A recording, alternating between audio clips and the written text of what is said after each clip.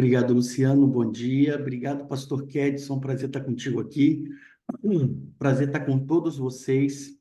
Uma honra minha poder dividir com vocês a palavra de Deus nesse momento tão especial e delicado que nós estamos vivendo da história do mundo e dedicar esse tempinho para podermos estudar a Bíblia, para orar, para estarmos aqui reunidos, aprendendo mais daquilo que o Senhor espera que possamos viver é um grande privilégio.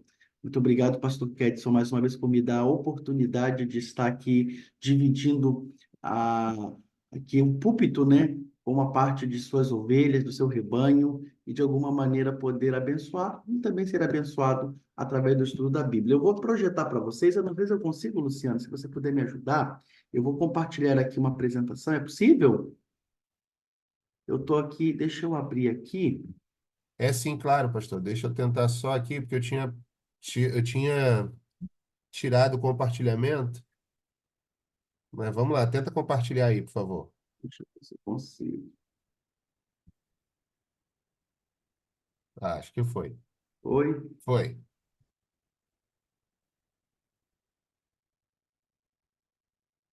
Vocês estão conseguindo ver a projeção aí? Então, né? Essa imagem que vocês estão vendo na tela, ela é de uma menina inglesa que salvou 100 pessoas. O nome dela é Tilly. A Tilly, ela estava passando férias na Tailândia. E ela estava passando férias na Tailândia justamente no mês, no ano e no período em que o país foi devastado por um forte tsunami. Estima-se que nesse tsunami morreram mais de 300 mil pessoas.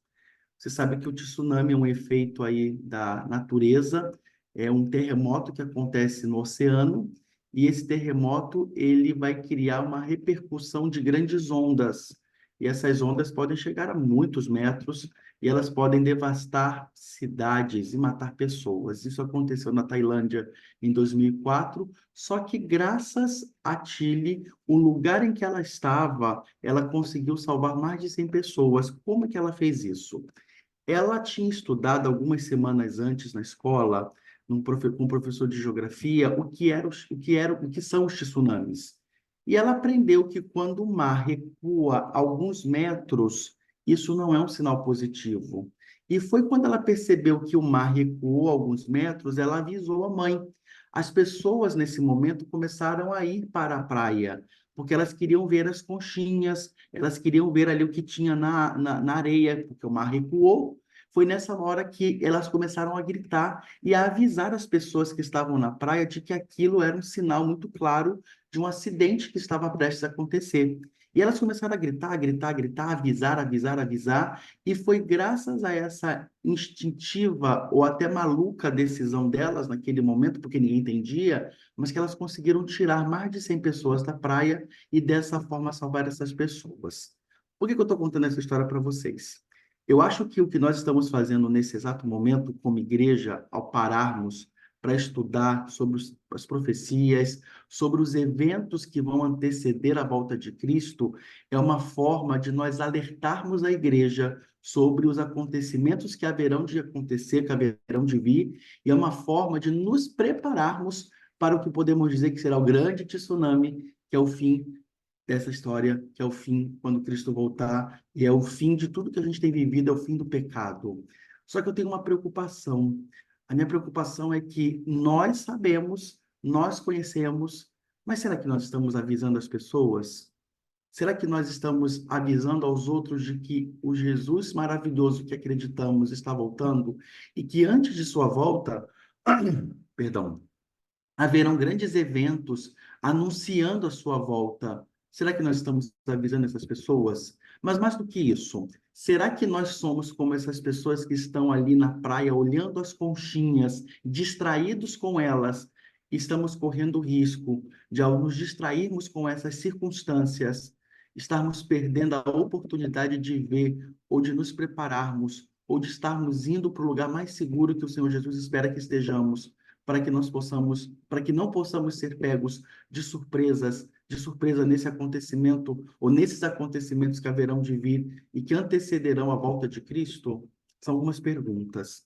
Eu gosto muito desse pensamento de Isaías, no capítulo 40, no verso 3 ao 5, quando ele diz que vós que clama no deserto, preparai o caminho, endireitai o ermo. E aqui você conhece o texto.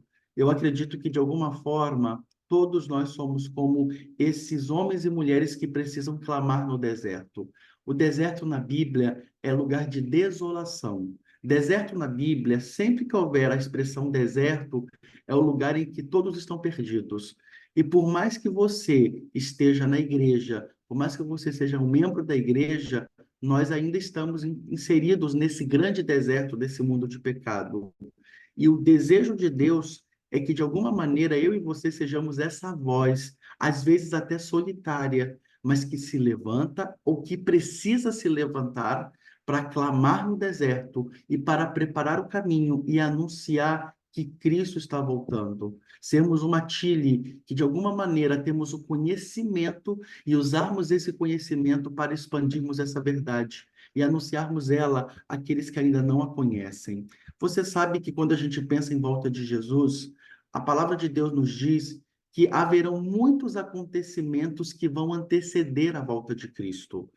E de todos esses acontecimentos, a Bíblia é muito enfática no capítulo 24 de Mateus, o verso 14, que existe um acontecimento que ele é superior a todos. Os outros são pequenininhos, são evidências, são mostras, só que o mais importante de todos, ou a evidência mais importante que nos assegura e que atesta de que Cristo está voltando, é o que está em Mateus 24:14. O que diz em Mateus 24:14? Lembra?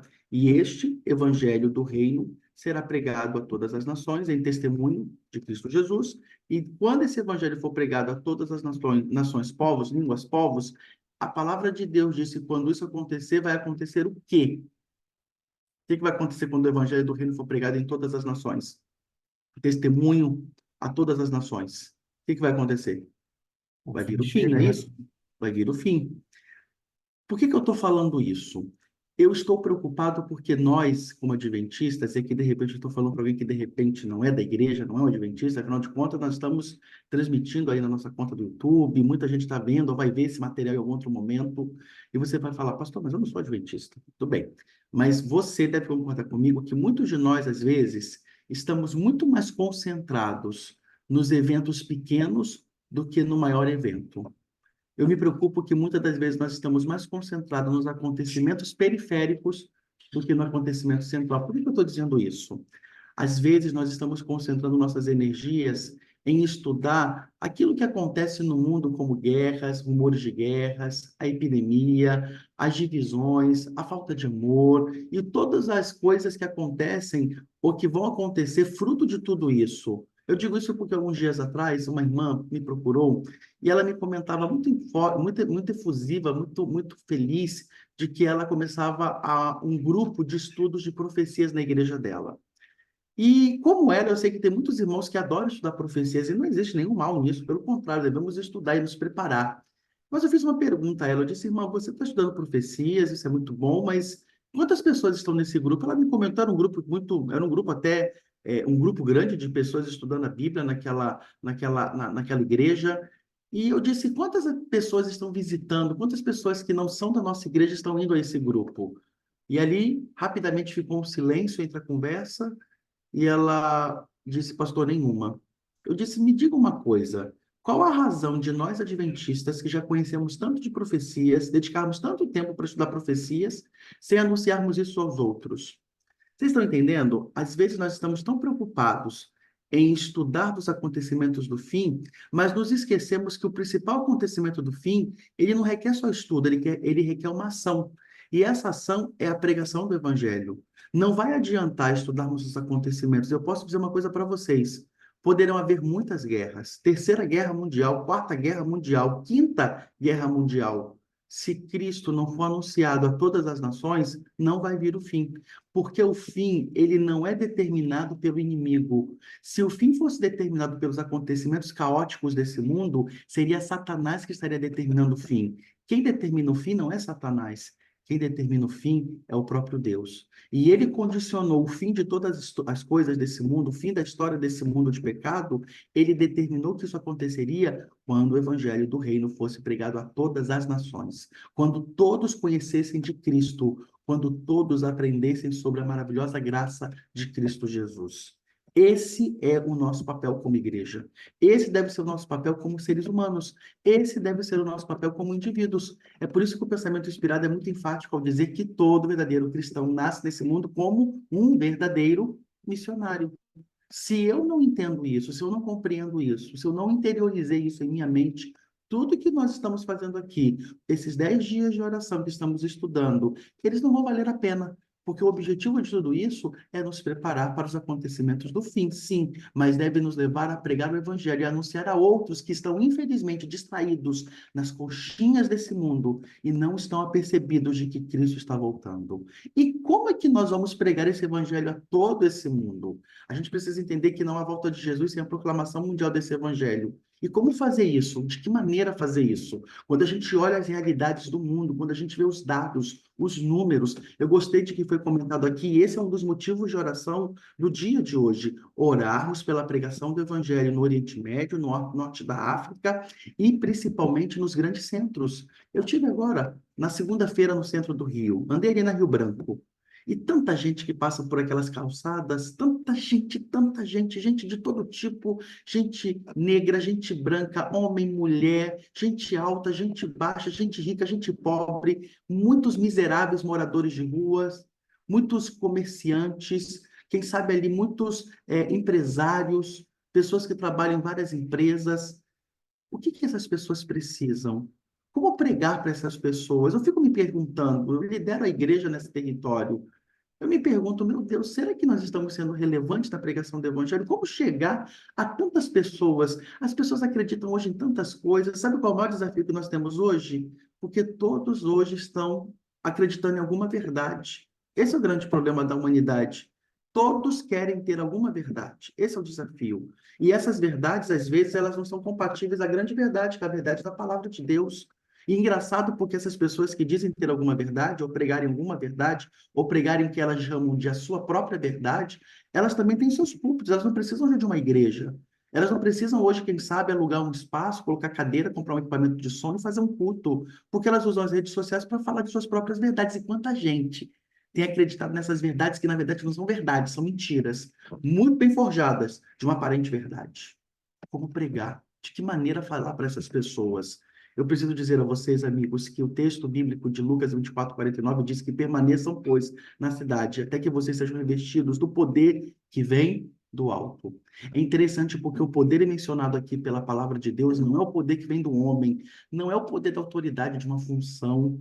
Eu fico feliz que vocês estão recebendo muitos colegas pastores, pessoas importantes aqui, mas eu vou dizer uma coisa para vocês: a função não nos habilita absolutamente nada. A função, na verdade, é uma consequência da habilitação maior, que é a habilitação do Espírito Santo. E é dela que nós precisamos. Eu preciso que você entenda que se nós queremos fazer a vontade de Deus, pregar o Evangelho, sermos relevantes nesse momento tão delicado da história do mundo, nós não podemos fazer isso se não recebermos o poder que vem do alto. Esse poder não vem da função, não vem do dinheiro, esse poder não vem de uma profissão que você tenha, do cargo que você tem na igreja, nada. Ele vem do alto. É o poder que vem do alto, é o poder do Espírito, porque é o Santo Espírito que vivifica. Eu gosto desse texto de Isaías. A palavra de Deus aqui fala que Jesus derramaria sobre os seus a água, sobre o chão, sobre o sedento, sobre a torrente, sobre a água, sobre a terra seca. E o texto é muito claro dizer que derramaria meu espírito sobre a sua posteridade, a minha bênção sobre os seus descendentes, e eles brotarão como a relva, como salgueiro junto às correntes da água. É interessante que quando você vai à Bíblia, a palavra de Deus diz, ela usa o Espírito Santo, ou usa várias analogias para falar do Espírito Santo. Você vê, por exemplo, a Bíblia comparando o Espírito Santo a fogo, a pomba, ao azeite, né, o óleo, a vento.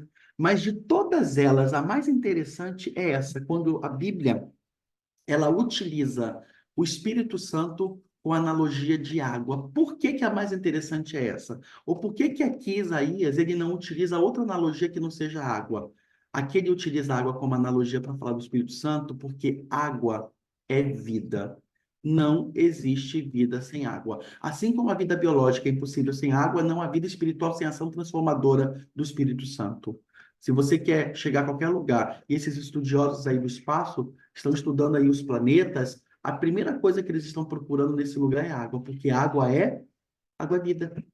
Por que que o Espírito Santo aqui, segundo Isaías, é comparado à água? Porque não existe vida espiritual, não existe ação transformadora no ser humano, não existe pregação evangélica, não existe transformação genuína sem uma ação direta do Espírito Santo em nossa vida. Eu gosto desse pensamento de Spurgeon. Ele diz assim, ó, o Espírito Santo é quem gera vida espiritual. Ele disse que é mais fácil ensinar um leão a ser vegetariano do que converter uma alma sem o poder do Espírito Santo. Forte, né? É mais fácil ensinar um leão a ser vegetariano do que converter uma alma sem o poder do Espírito Santo. O grande problema é que às vezes nós queremos fazer a obra por nossa própria força. E nunca foi isso, amigos. Sempre foi o joelho em terra e a ação do Espírito na vida daquele que se coloca à disposição de Deus. A obra será terminada por intermédio do Espírito Santo. Eu gosto de pensar nessa analogia. Você pode ter uma grande embarcação, um grande barco. Se esse barco ele tiver em terra seca, ele não serve. Ele não serve. Se você pegar uma grande embarcação transatlântica, colocar ele dentro de um lugar e não colocar água, ele vai ficar parado. Porque o que move esse grande barco não é ele. O que move esse grande barco é a água por onde ele está em cima. É a água que permite que essa grande embarcação possa navegar.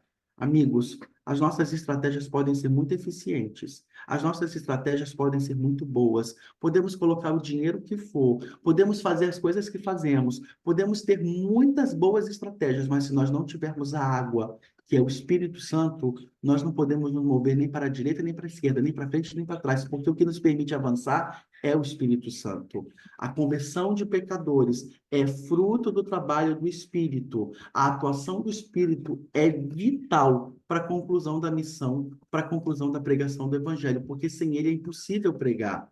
Eu gosto desse pensamento do grande conflito, quando Ellen White diz assim, ó, a obra será semelhante àquela do dia de Pentecostes, ou do Pentecostes. Quando a chuva temporã for dada com o derramamento do Espírito Santo na abertura do Evangelho para causar o crescimento da preciosa semente, assim a chuva serôdia será dada no final para o amadurecimento da colheita. Nós estamos hoje orando pela chuva serôdia, estamos orando hoje pela chuva temporã.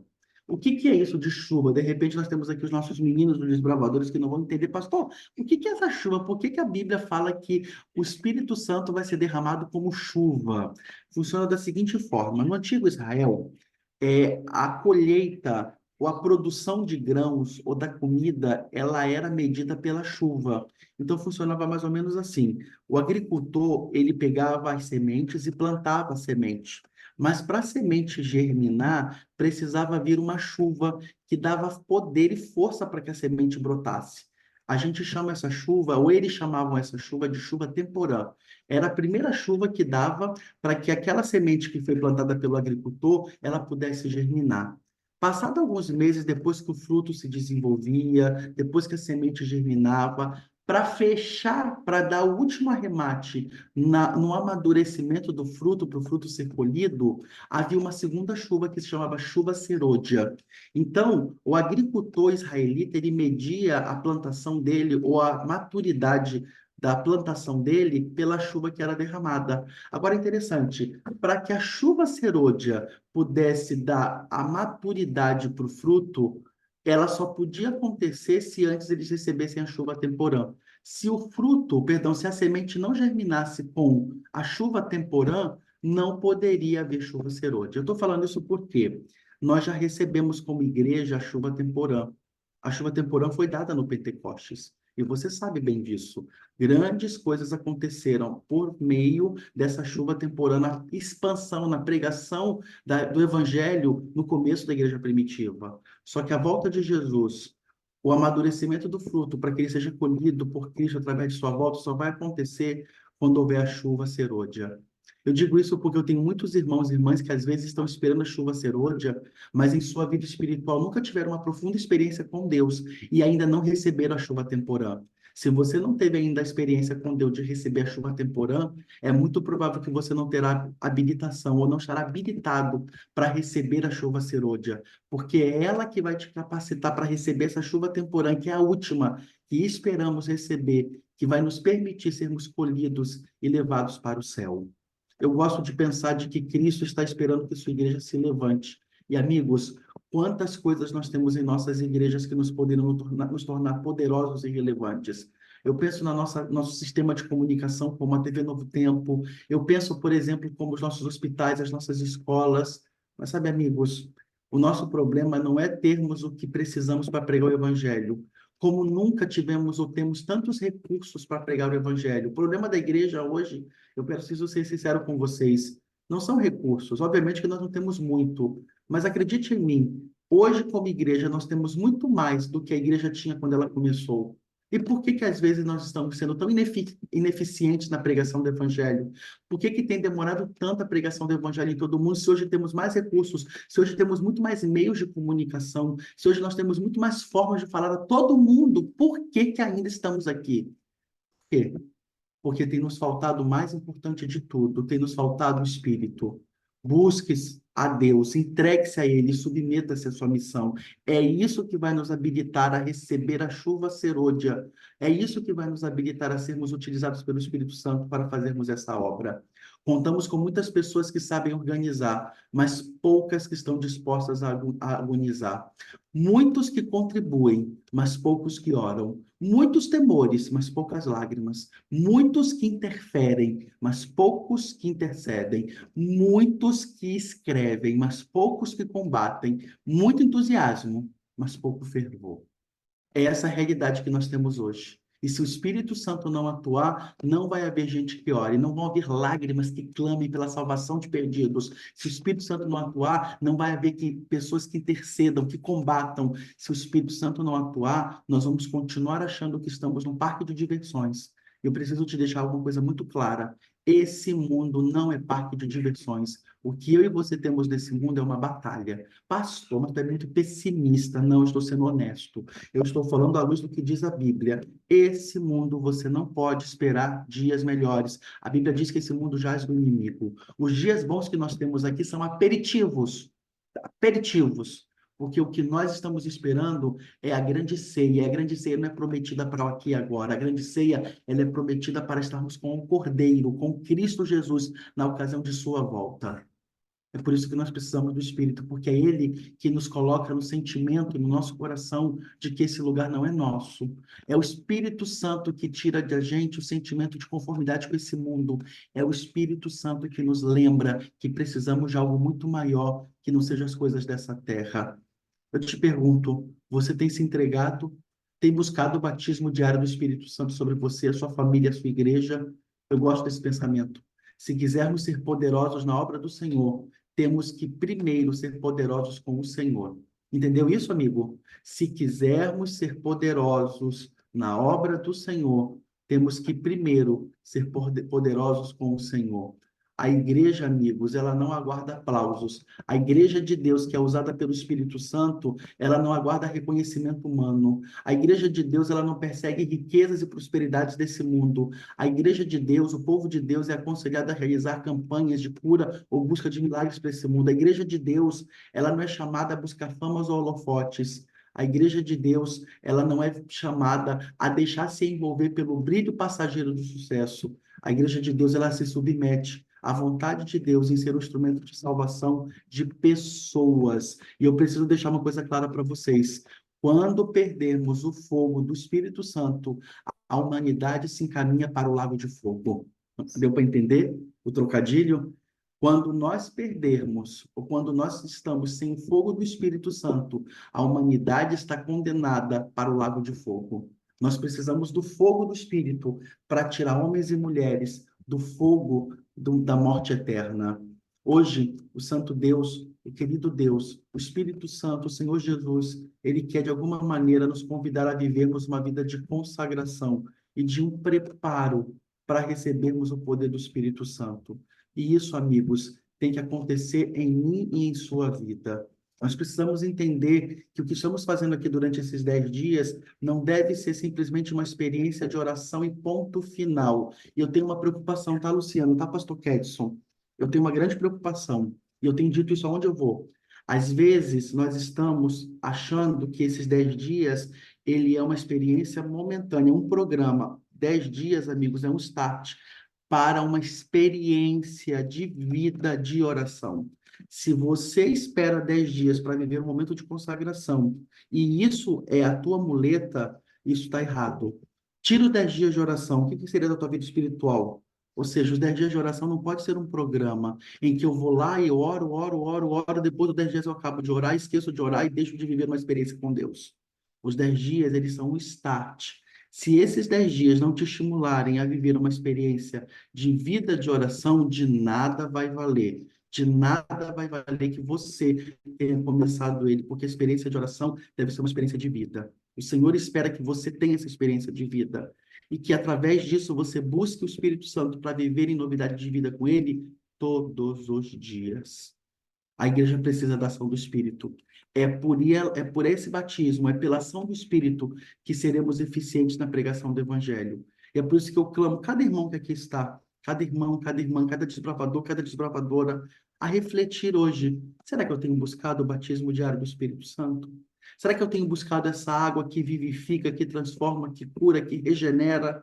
Ou será que nós estamos, infelizmente, brincando ou nos anestesiando que estamos buscando? Passamos 10 dias orando, jejuamos, depois dos 10 dias acaba, a gente esquece. Isso é anestesiar a consciência. Não anestesia a sua consciência. A busca pelo Espírito Santo não deve ser uma experiência só de 10 dias, deve ser uma experiência diária, de uma vida, de uma igreja, de um povo que espera e aguarda a volta de Cristo. Os dias que nos aguardam, queridos amigos e irmãos, não serão fáceis.